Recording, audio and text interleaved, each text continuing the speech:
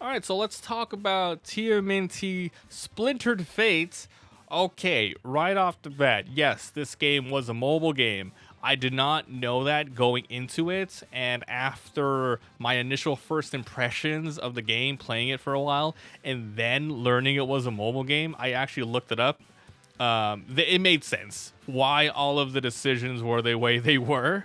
Okay, so let's go ahead and talk about this game. Let's actually see how much it costs. I actually don't remember. It was like $29.99 or something. Let's see. Switch. Yeah, Switch TMNT Splintered Fate. Splintered Fate. So I think it was like 30 bucks. Yeah, $29.99. So it was on the Apple Arcade about a year ago. At least that's one of the like reviews I saw that came out. And this game is a roguelike game. Holy crap. Yeah, a TMNT roguelike game.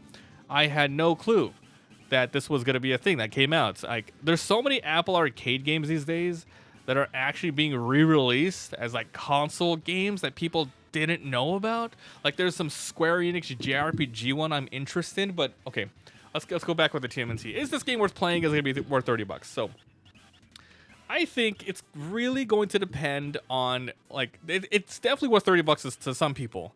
And I would say if you like to play this multiplayer and you love TMNT and you love Hades-like, then yes, it's for you. If you don't like Turtles, you're not going to enjoy this because it's all the characters, all the voice acting, all of the different, like, even minor characters from the comics and the old show. You're not going to know them. If you're just in it for the gameplay, I don't think it's going to carry it. You have to enjoy the whole package in multiplayer, because playing single player, a lot of this, it got very super meh.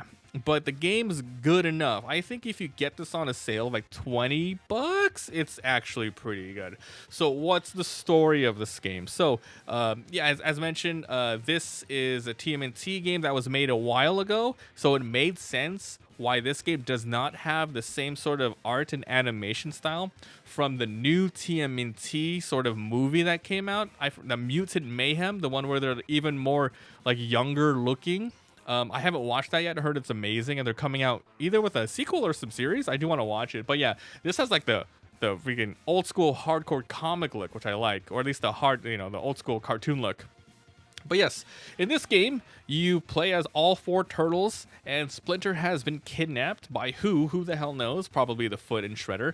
And what happened? How did they get him? Well, they have this sort of weird power that puts portals everywhere, and that's how this game becomes a roguelike. You're going to go through different arcs, and then as soon as you lose a run, you start from the beginning. So that's pretty much exactly like Hades. And you might say, hey, it's like a lot of other roguelikes as well. Well, there's kind of a ton of similarities. So let's go ahead and walk through a single run, and you'll see what I'm talking about. So you choose one of the four turtles, and they all have their own, voice lines, their own abilities, their starring abilities, their little perks. So if you play as Donatello, for example, he's very slower with his bow staff to attack, but he has a lot better proficiency with using the different tools in the game, which is, like, you have your regular attack, you have your special attacks depending on your turtle, and you have your tools, which can be switched out. They do different things like pulling enemies towards you, or like lightning shocks or whatever. And then if you play as Michelangelo, he is more of a close range AoE fighter. When he swings his chucks around, it can hit multiple enemies, and he does multiple, like, literally multi-hits, which is like a chance-based attack. So the turtles all have their own play style. So you're gonna go through a stage, and it's a top-down look where you're just going around smacking enemies, and you go from stage to stage. Unfortunately, you don't choose the different paths. You go into an instance, and it's a little bit of a randomized fight, depending on the biome that you're in. So yeah, you always start in the sewers. You're always going to fight these specific enemies, but then different things happen. Like, oh, maybe this one has like a special enemy. This one has lightning storm in this specific one. But then after you defeat all the enemies in a specific room, you're going to get rewards. And these rewards range from currency that you can use during the run, permanent currency used for meta upgrades, and then there's different upgrades you can do via switching out your tools, increasing your health. And then here's the Hades portion. Instead of getting different abilities from gods, you get different abilities inspired by your turtles and your different ninjutsu and kung fu. So you're gonna get water powers, fire powers, shuriken powers, and then those are temporary upgrades for the run. So hey, you're gonna have a chance to do some water damage as soon as you hit an enemy. Maybe your tools just get stronger, so they just deal more damage. Chance-based moves. Every time you dash, you leave fire, all of that stuff. So that's extremely very Hades-like. Every single room that you win and go throughout a run, you're going to be compounding all of these abilities and so on. So that's it. So what else makes it more Hades-like? Well, unfortunately, as mentioned, you can't go through different rooms. You are forced to go a certain path. You go through like 3 to 4 areas, and then you fight a boss, and then you go to the next biome, 3 to 4 rooms, and then another boss. But once you reach those bosses of those same biomes you are going to over and over again, the bosses have dialogue, and this is what I really liked about Hades. Like, you really got to know these bosses and these characters and all of their fun little backstories, and even building up rapport. Like, one of the best things in Hades is always going to the final area and actually fighting your father, and then all of a sudden, hey, it's like a love-hate relationship, and you learn more. It's like really cool. This game kind of has that, but not to the emotional, dramatic story extent that you would think. It's just like they're noticing, they're bringing up the fact that, hey, this is a time loop, and they're trying to stop you no matter what. So it's like, oh, you again, blah, blah, blah. And then, so it does that, which I kind of like. Also, this has a lot of meta upgrades, just like Hades again. So all of the permanent coins you get, there's like dragon coins, there's dreamer coins, and there's other new system stuff that you're going to unlock. So you can do stuff like increased health, more attack damage, more chance to do multi-hit, and all of this, keep continuing to get stronger and stronger, because the game is tough.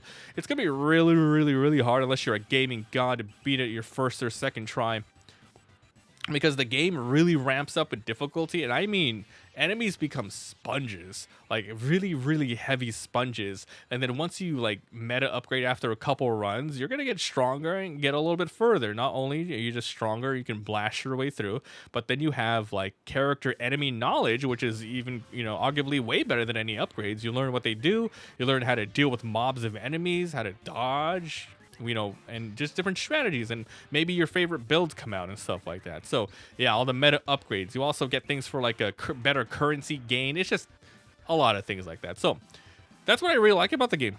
The gameplay loop is exactly like Hades, which I love a lot. Now, the bad things. It's only a $30 game. It was a mobile game first. Now it's a Switch exclusive for a little bit, and then it's going to come out on Steam.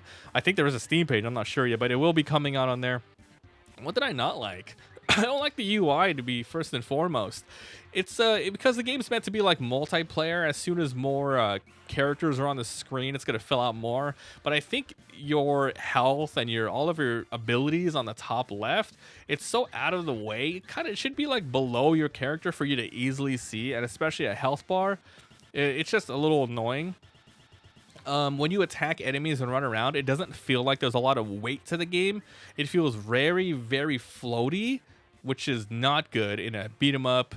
The combat has to feel perfect, and this just doesn't have it for me.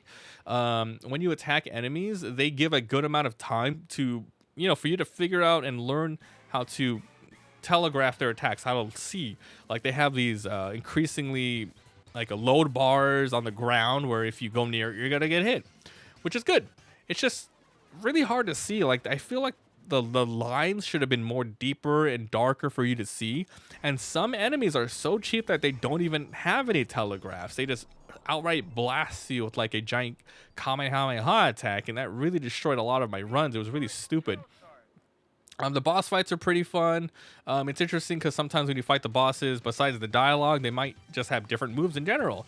So the game is tough, even though it's a Turtles game and Turtles are primarily, towards kids. Yeah, this is still like thematically perfect for kids, but the difficulty is like Hades level, especially if you go far without leveling up. It gets really tough, and you can modify your runs later to make it even harder, which I like gauntlet runs and stuff like that, and a good amount of builds. I wish there was more tools for the most part, but it is what it is. It's pretty much voice acted all the way through, which is amazing. There are some sections where there's a little too much dialogue, and literally I had to skip through. I kept skip, and it's like 30 seconds of skipping. It was freaking nuts and crazy. But I'm surprised that this game like captured me the way that it did, but there's still some things bad about it. But I think for 30 bucks, it's pretty good. It's just on Switch, playing it on a Switch, the resolution looked a little bit low, and because it was primarily on the Apple Arcade, I don't know if this ever gets ported to Steam, if it's gonna look better or play better.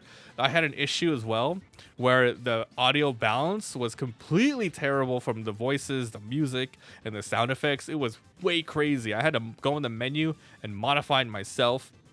But yeah, it's a cool game. I'm glad it came out. I'm glad I tried it. I feel like you would have fun with multiplayer. If you're just gonna play this for single player, it's meh. Overall, just go play Hades or Hades 2. But if it's the, if you really want another Hades, then I would say go for it. Maybe get it off for 20 bucks. But if you play this with multiplayer, I think you're gonna have a really good time. I just don't know if they do any sort of balancing. If you have 2 players, maybe every enemy hits a little harder, 25% more boss health, that stuff.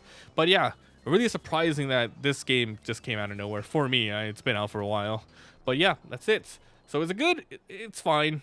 It's fine for a full price. Yeah, okay, if you like it, I said at the beginning of the video, if you love Turtles, if you like Hades, if you like roguelikes, if you like the repetitive nature of this type of genre and game, you can go worse.